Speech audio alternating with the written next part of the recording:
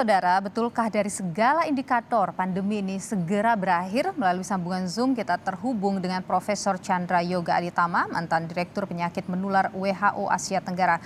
Selamat siang, Prof. Chandra. Selamat siang, Mbak Ani. Ya, sehat selalu, Prof. Prof, dengan keluarnya statement dari Dirjen WHO bahwa bisa saja berakhirnya pandemi ini di depan mata begitu. Apakah ini bisa membuat kita lega sekarang? Apakah pernyataan seperti itu keluar karena memang sudah ada penelitian yang jelas, ada indikator-indikator yang mendukung bahwa mungkin memang pandemi ini segera menjadi endemi gitu? Ya, yang pertama sebelum pandemi COVID, kita pernah mengalami pandemi H1N1 tahun 2009. Waktu itu dinyatakan sebagai pandemi pada bulan Juni 2009 dan bulan Agustus 2010 WHO mengatakan pandemi itu sudah selesai.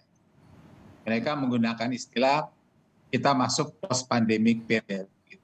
Jadi sekarang kan dinyatakan pandemi 11 Maret 2020 yang COVID. Jadi tentu mungkin saja memang WHO akan mengatakan pada satu saat pandemi sudah selesai atau mereka mengatakan post pandemic period. Nah, kalau pertanyaan indikatornya apa, maka salah satu sekarang. Prof, maaf suaranya terputus. Oh iya, sekarang masih terdengar? Iya, sudah Prof, silakan. Ya, sekarang memang salah satu indikatornya angka kematian itu turun. Angka kematian sekarang lebih rendah dari Maret 2020. Kalau angka kematian yang rendah ini dapat terus terjaga beberapa waktu, maka memang dapat dikatakan sebagai pandeminya sudah berakhir begitu. Tetapi seperti berulang kali disampaikan dari tadi, memang pada etapa terakhir katakanlah begitu, upaya harus terus dilakukan supaya etapa terakhir ini betul-betul dapat mencapai garis finish yang kita harapkan bersama. Oke, baik. Sebenarnya kalau kita bicara soal berakhirnya pandemi ini, artinya benar-benar berakhir atau sebenarnya varian dari COVID-19 ini masih ada tapi bisa ditangani begitu? Ya, kalau saya sudah sampaikan kita pernah pandemi H1N1 2009 ya. Sesudah pandemi itu selesai, WHO mengatakan 3 hal. Dan saya yakin 3 hal yang sama akan terjadi kalau nanti pandemi COVID juga berakhir. Nomor 1, walaupun pandemi sudah berakhir, virusnya masih akan ada. H1N1 tahun 2009, tahun 2010 berakhir, sekarang 2022 virusnya masih ada, sudah lebih 10 tahun. Jadi kemungkinan virus COVID masih akan ada, iya masih akan ada. Nomor 2, kalau pandemi yang lalu sesudah selesai, masih ada juga beberapa hal yang belum sepenuhnya bisa diketahui secara ilmu pengetahuan. Nanti kalau COVID sudah selesai, saya kira juga begitu. Ilmu pengetahuan masih terus berkembang untuk mengetahui berbagai faktornya. Tapi yang ketiga yang lebih penting, waktu pandemi lalu sudah disampaikan, pandemi H1N1 berhenti, tapi kita tetap harus waspada. COVID lebih besar dari H1N1. Jadi jelas kalau nanti pandemi COVID sudah dinyatakan berhenti, kita tetap memang harus waspada sesuai dengan tulisan di bawah itu, kita tetap harus waspada. Oke, kita harus tetap waspada. Apa yang kemudian harus dilakukan oleh pemerintah Indonesia begitu? Apa yang harus disiapkan untuk memasuki ini?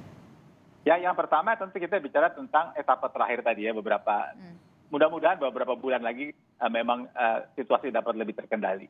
Nah, untuk itu kalau kan ada 2 prinsip utamanya. Pertama kita harus mencegah sirkulasi virus di masyarakat, terutama pada kelompok rentan. Jadi penularan pada kelompok rentan harus dicegah. Dan yang kedua, kalau toh masih ada kasus harus diobati dengan baik supaya jangan sampai terjadi kasus yang berat meninggal dan juga jangan sampai kasus long COVID itu bisa terjadi berkepanjangan.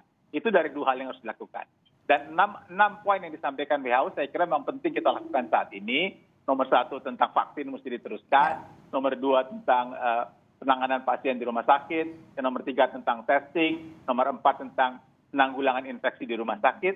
Nomor 5 tentang komunikasi risiko seperti acara Kompas TV hari ini. Dan juga tentang keterlibatan masyarakat. Jadi masyarakat memang perlu mengerti situasi sekarang seperti ini.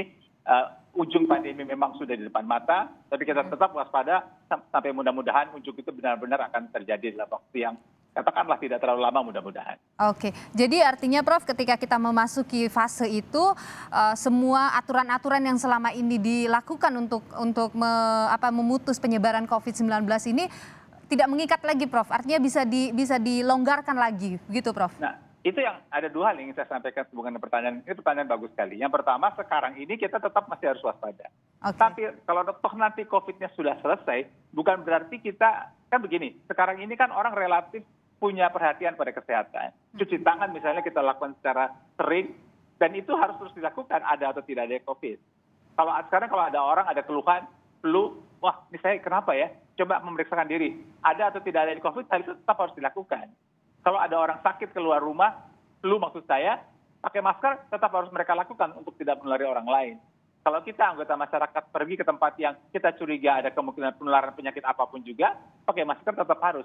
Jadi yang saya ingin message yang keluar, selain kita bersiap menghadapi akhir pandemi, tapi perhatian kita kepada kesehatan yang sekarang relatif cukup tinggi harus tetap terjaga. Karena kita tahu dari pengalaman COVID bagaimana susahnya kita kalau kesehatan terganggu, baik karena COVID maupun karena hal-hal yang lain. Oke, jadi tetap sebenarnya tidak boleh abai juga dengan protokol-protokol kesehatan yang selama ini kita lakukan ya di masa pandemi gitu ya Prof. Chandra ya? Ya tentu saja akhirnya mungkin tidak usah terlalu ketat, misalnya tetap memakai masker pada kantor tertentu, tapi kalau pola hidup bersih sehat yang lain kita terus jalankan. Oke, Prof, perkembangan varian-varian dari virus ini juga masih terjadi ya Prof? Catatan Anda bagaimana Prof? Jadi begini, WHO itu sudah membuat 3 senario. Senario pertama tentang varian ini ya, pertama yang namanya base senario standar, di mana virusnya seperti sekarang relatif ringan, kita bisa kendalikan dengan vaksin. Tapi yang kita harapkan selain base adalah yang best, senario terbaik, di mana virusnya menjadi makin lemah sehingga vaksin tidak perlu diulang-ulang. Walaupun kemungkinan kecil ada yang namanya worst scenario yang terburuk di mana varian baru akan timbul. Sejauh ini sudah beberapa bulan terjadi yang ada adalah yang pertama, senario standar di mana kalau ada relatif ringan bisa dikendalikan dengan vaksin yang ada begitu. Kita berharap ini tetap terjadi atau kalau berubah menjadi yang best, yang senario yang bagus begitu, dan kita berharap jangan sampai terjadi yang worst scenario. Itu tiga pola yang mungkin ada dan kita sekarang berada di pola yang pertama. Oke, Prof, kalau bicara soal vaksinasi, ketika misalnya ini berakhir, apakah vaksinasi juga akan tetap menjadi kewajiban, Prof, menurut Anda? Tergantung dari situasi pada saat itu ya. Jadi kita mesti lihat, pertama sebelum kita berkepanjangan, kita mesti tahu vaksinasi yang kita dapatkan atau vaksinasi apapun juga gunanya kan untuk melindungi diri kita. Bukan karena disuruh pemerintah, bukan karena disuruh WHO. Jadi kita mendapatkan vaksin gunanya untuk melindungi diri kita.